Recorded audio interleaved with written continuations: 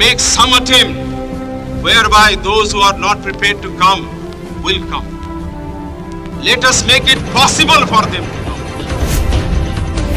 संविधान निर्माता बाबा साहेब अम्बेडकर हाशिए पर खड़े हर उस व्यक्ति की आवाज थे, हैं और रहेंगे जो विकास के झूठे दौर में पिछड़ गए हैं।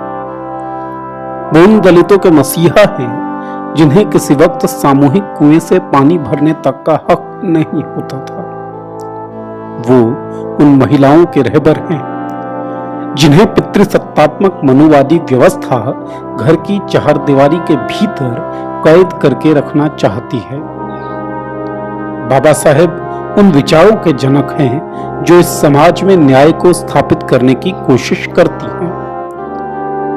आज के इस दौर में जब भीषण महामारी के बीच भी दलितों के हाथ का बना खाना खाने से इनकार कर दिया जाता है, जब महिलाओं की आजादी पर नेताओं के बयानों के जरिए पहरे लगाने की कोशिश की जाती है, जब समुदायों और जातियों के बीच विश्वास घट रहा है, जातीय और धार्मिक संघर्ष देश को कमजोर करने में लगा है, तब बाबा साहेब का ये कथन सुनना, समझना और उसे अपनाना जरूरी हो जाता है।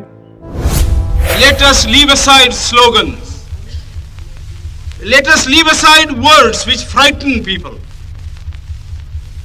Let us even make concession to the prejudices of our opponents. Bring them in so that they may willingly join with us on marching upon that road, which, as I said, if we walk long enough, must necessarily lead us to unity. नारों और लोगों को डराने वाली भाषा को छोड़कर, पूर्वाग्रहों को परे रखकर सभी को इकट्ठा लाने की कोशिश की जानी चाहिए। बाबा साहेब की एक एक बात आज के दौर में शब्दशः प्रासंगिक है। जिस तरीके से पिछले कुछ सालों में व्यक्ति पूजा के भाव राजनीति में स्थापित हो गए हैं और गुलाम मानसिकता भक्ति का रूप लेकर आलोचनाओं की हत्या कर रही है, हमें बाबा साहेब का ये कथन याद करना होगा।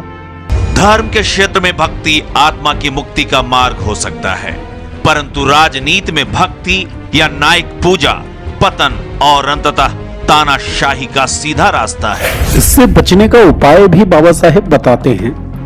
पूरी व्यवस्था को तानाशाही होने से बचाने की सबसे बड़ी जिम्मेदारी लोगों पर है। बाबा साहेब कहते हैं, अपनी स्वतंत्रता को एक महानायक के चरणों में भी समर्पित न करें या उस पर विश्वास करके उसे इतनी शक्तियां न दे दें कि वो संस्थाओं को खत्म करने में समर्थ हो जाए। बाबा साहेब ने उस वक्त इस देश को संविधान स्वरूप एक रास्ता दिया जब देश चलने को तैयार ही हुआ था। आज जब हम रफ्तार पकड़ चुके हैं, उस वक्त भी बाबा साहेब के विचार हमें सही दिशा और उचित रफ्तार के बारे में मार्गदर्शन करते हैं। महामानव बाबा साहेब के प्रति कृतज्ञता का सर्वोत्तम रूप उनके विचारों को अपनाना ही हो सकता है।